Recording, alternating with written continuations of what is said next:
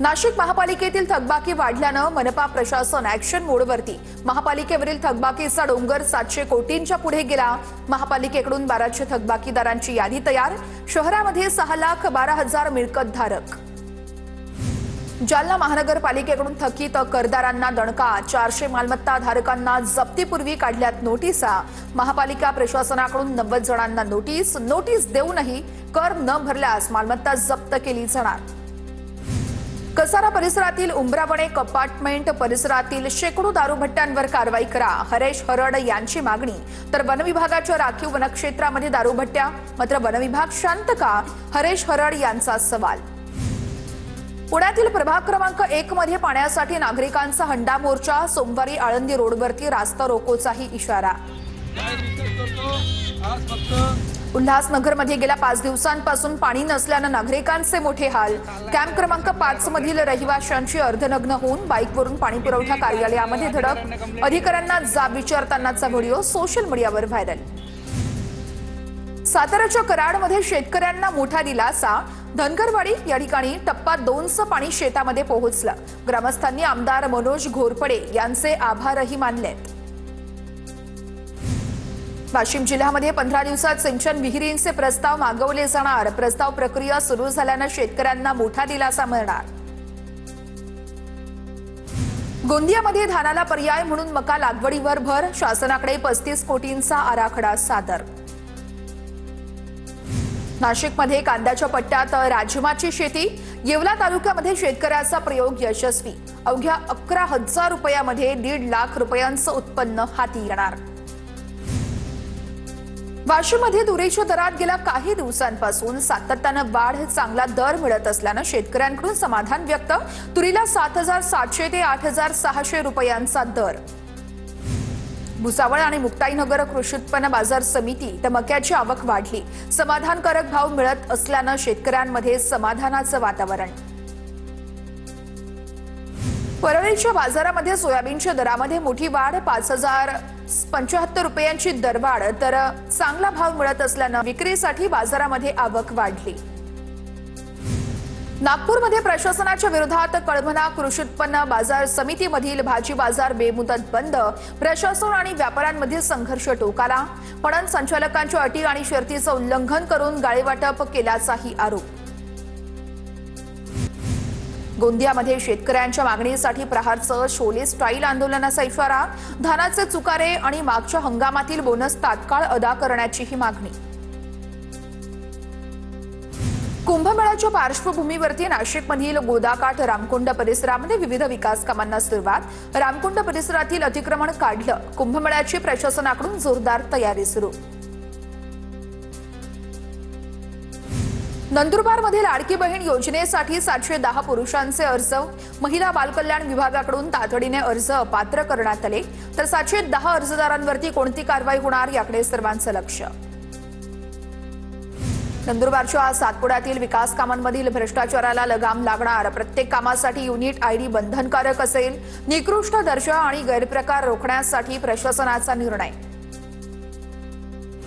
नांदेडच्या अर्धापूर तालुक्यातील चेनापूर ग्रामपंचायतीच्या विकास कामांमध्ये भ्रष्टाचार झाल्याचा आरोप।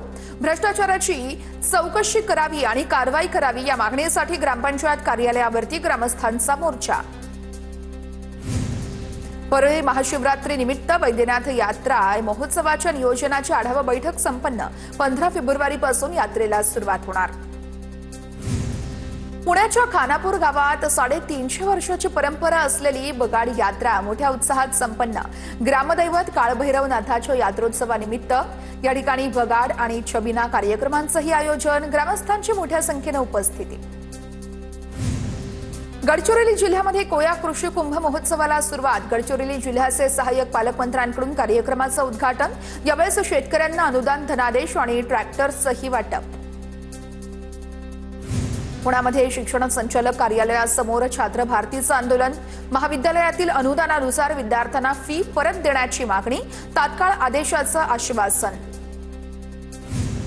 भिवंडीच्या भदाणेमधील प्रस्तावित एमआयडीसी जमीन अधिग्रहणास शेतकऱ्यांचा विरोध। भिवंडीतील उपविभागीय अधिकारी अमित सानप यांना निवेदन देत भूसंपादनास विरोध दर्शवला। चाळीसगाव शहरातून वाहणारी डोंगरी नदी जलप्रदूषणाच्या विळख्यामध्ये सापडली। गटारीचं सांडपाणी थेट नदीपात्रात, नदीची दयनीय अवस्था। तर डोंगरी नदीच्या स्वच्छतेसाठी ठोस उपाययोजना करण्याची ही मागणी। वाशिम जिल्ह्यामध्ये मानव विकास कार्यक्रम अंतर्गत दिल्या जाणाऱ्या मोफत सायकल योजनेसंदर्भात संभ्रम। सन 2025-2026 या शैक्षणिक वर्षासाठी अद्यापही जिल्ह्यातील शाळांकडून सायकल वाटपचे प्रस्ताव मागवण्यात आलेले नाहीये। वाशिम जिल्ह्यामध्ये काही ठिकाणी विनापरवाना रेती विक्री सुरू। नदीपात्रांचं नुकसान होत असून परिसरातील पर्यावरण धोक्यात येत आहे। प्रशासनानं तातडीनं दखल घ्यावी आणि कारवाई करावी अशी नागरिकांची मागणी। वाशिम शहरामध्ये वाहतूक कोंडी, अपघातांचं प्रमाण वाढलं। सिग्नल यंत्रणा सुरू होण्याआधीच मागील 5 वर्षांपासून धुळखात पडल्याचं चित्र। प्रमुख चौकांवर बसवलेली सिग्नल यंत्रणा बंदच। पालघरमध्ये रस्त्याअभावी 18 वर्षीय मुलाचा मृत्यू। जव्हार तालुक्यातील तिलोंडा आंबेपाडा या ठिकाणची घटना। दुर्गम भागातील रस्ता आणि आरोग्य सुविधांचा प्रश्न पुन्हा एकदा ऐरणीवरती। ग्रामस्थांमध्ये संताप।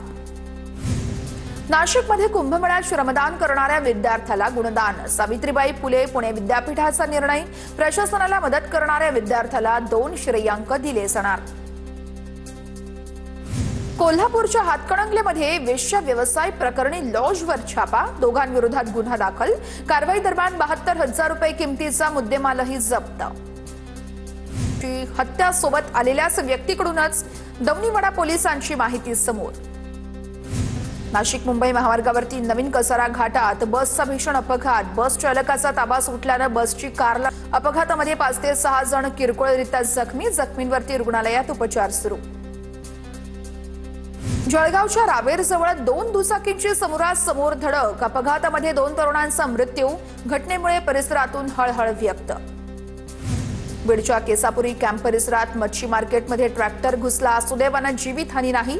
दरम्यान महामार्गालगत असलेलं मच्छी मार्केट स्थलांतरित करण्याची मागणी। हद्दीमध्ये चोरीच्या उद्देशाने फिरणारे 5 जण सीसीटीव्हीमध्ये कैद। नागरिकांमध्ये भीतीचं वातावरण। पोलिसांनी गस्त वाढवण्याची गावकऱ्यांची मागणी। नाशिकच्या नवशा गणपती मंदिरात संकष्टी चतुर्थी निमित्त केळीच्या पानांची अनोखी आरास। गाभाऱ्यातील सजावटीनं भाविकांचं लक्ष वेधलं। पहाटेपासूनच या ठिकाणी भाविकांची मोठी गर्दी। कोकणची काशी असलेल्या कुणकेश्वर देवाचा स्वयंभू महामहोत्सव 15 तारखेपासून सुरू होणार।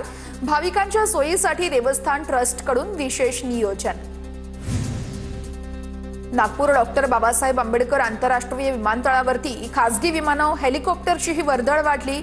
मागील वर्षभरात 1611 खासगी विमानं तर 332 हेलिकॉप्टर उतरले। कोल्हापूर ते पुणे महामार्गावरती कांद्याने भरलेला ट्रक उलटला। पुण्याहून कोल्हापूरकडे येणारी वाहतूक ठप्प। हातकणंगलेच्या घुणकीजवळ रोडचं काम रखडल्यानं अपघात झाल्याचं समोर। 10वी-12वीच्या परीक्षा केंद्रांवरती कॉपीमुक्त अभियान राबवलं जाणार। महाराष्ट्र राज्य माध्यमिक आणि उच्च माध्यमिक शिक्षण महामंडळाचा निर्णय। नागपूर शहरातील 90% केंद्रांवर सीसीटीव्ही उपलब्ध। 12वीची परीक्षा 10 तर 10वीची 20 फेब्रुवारीपासून सुरू होणार। नागपूरमध्ये पाणीपुरवठा विभागाच्या निष्काळजीपणा उघडकीस आलाय। सेवानिवृत्त नागरिकाला 14 महिन्यांचं एकत्रित 43,000 रुपयांचं बिल पाठवलं। दर 3 महिन्यांनी बिल पाठवण्याचा नियम असताना 14 महिन्यांचं बिल पाठवण्यात आल्याचं समोर। टीईटी परीक्षा देत असलेल्या 1022 शिक्षकांना निवडणूक कामातून वगळलं। त्या नियुक्तीच्या जागेवरती अन्य कर्मचाऱ्यांची नेमणूक करण्याचे निवडणूक आयोगाचे आदेश। शिक्षक पात्रता परीक्षा देणाऱ्या शिक्षकांना मोठा दिलासा।